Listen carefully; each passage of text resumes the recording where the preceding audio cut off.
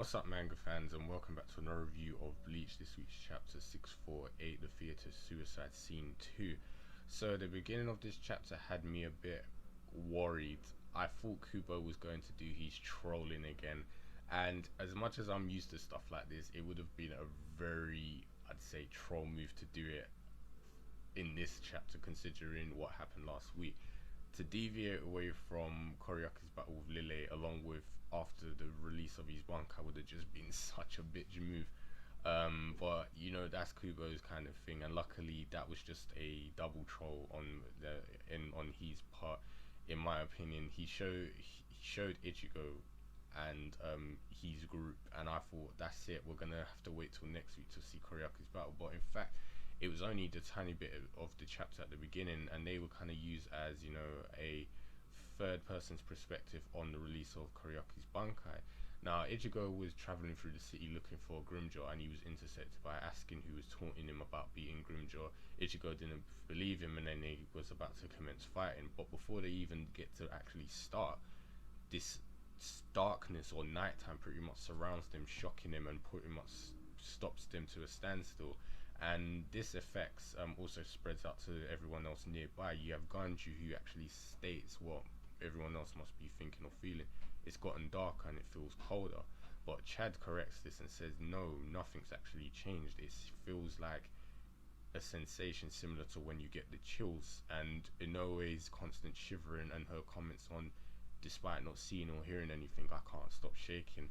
This makes me think that Koryaku's Bankai, when it was released or when it's active, is pretty much fear itself is manifesting, and anyone who's in range or nearby, or as I said, in the eye of the storm, will be affected by it. And it shows that he more or less, or the reason why it was important for him to separate himself from everyone else, because it most likely would have had more serious effects than what we've seen with Ichigo's group. They're probably outside of the range of effects, I'd say area of effect, but they're kind of feeling like, you know, like I'd say the downdraft or just the small side effects of it, which is fear or, you know, the coldness and darkness.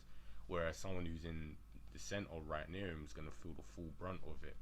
So we see Lille, Bolston dig is quite interesting. It can manifest and change forms, and when he lands on the building, it's like his leg area turned into two talons so he could stand up.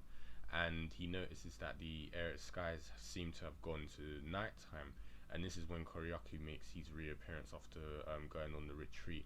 And first thing he asks him is like, how does this place seem? Does it seem like a gloom, destitute place full of melancholy and despair? And Lille confirms that this must be your Bankai's doing, and I have to admit it has gotten a bit gloomier, but he says to go as far as saying melancholy and despair, there's no way it feels like that, because the messenger of God feels no such emotion. So he does another one of those barrages of attacks from his wings again, and this attack is enough to basically break off part of the massive city that they're floating on. And Lille states that despite not having any knowledge on Koryaku's Bankai, he knows the same rule applies to everyone's Bankai. If you kill the user, the Bankai's effects will disappear. But funny enough, not this time, Lille, he actually is shocked as hell, because a hole similar to Koryaku appears on his body, and more of them all appear. So all the wounds that Koryaku had gotten from before appear on him, and he appears from the rubble or from the dust completely unharmed. And he states that this is first Dan hesitating sharing of the wounds. So he states that wounds that appear on your enemy will appear on yourself. And he's pretty much mocking Lille at this point, saying that all this talking that you've done before, he said, it's going to come to a halt, because I'm going to move on to the second stage, which is Bed of Shame. Now, with these activations, it's like it comes with a little story. With first one, as I said, it was like the wounds of your enemy appears on yourself. The second one was a soldier who was ashamed of wounds in battle, was filled with despair, and when he curled up on his bed, he was overcome with an incurable disease. And then we see these spots cover Lille's body, and he starts splurting up blood. And then Kuryaku wastes no time. He's like, well, we're gonna finish this silently, and he says, third Dan, Dangios or Dangayo's abyss, which I think they say translated to rejected fish, and they're submerged in a dense, a large amount of water. And this one comes with a very interesting but also worrying story.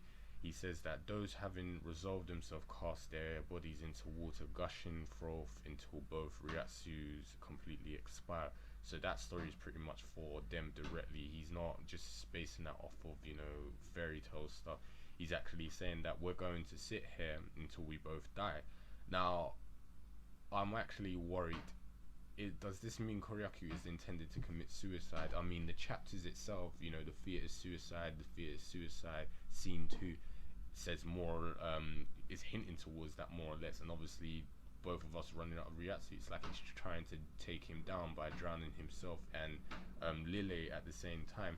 And his Bankai also translates to bones of the heavenly blossom, madness, lover's suicide. So does the lover's suicide mean it's a pair thing? It's basically this Bankai is intended to only use against one other person, hence the reason why he wanted everyone else to go away, because he didn't want them brought in with this the effects of it. Is basically whatever happens with when he releases his Bankai, whatever happened will be paired up, so whatever effects he gets, the other person will get as well, something similar to that. Yeah, maybe it's not that accurate because Koryaku didn't get any of the incurable diseases, but he did share his wounds with Lile, and now he said that both of their Ryatsu is going to expire under this water. So I'm wondering what is this Bankai is going to do, and like, is it going to kill him? And is there a higher level? Would there be a Dan, fourth Dan or something like that? And I'm actually curious that, is this Bankai literally bringing stories to life? Is this children's stories? Because he's Shikai's child's games. Every time he, you know, says first Dan, second Dan, third Dan, whatever he's doing, his Bankai levels of attack, there's always a story accompanied with it. So is this what it is? Literally folks, folk tale stories and stuff like that, stuff of legends, which he's bringing to life and bringing literally into the battlefield to affect the person. If it is, I'd be very interesting because it would really work with his previous, you know, his Shikai attacks, which is child's game. This one is literally bringing stories to life, whether it's children's stories or not. But as I said, I'm worried about what's going to happen. Koryaku, maybe this is Kubo just trolling us and he's actually going to live and they're just creating drama, or he actually is going to commit suicide, but we'll just have to wait and see next time. So you guys know the usual. If you enjoyed this chapter, let me know what you think in the comments box below, and I'll speak to you guys next time. Take care.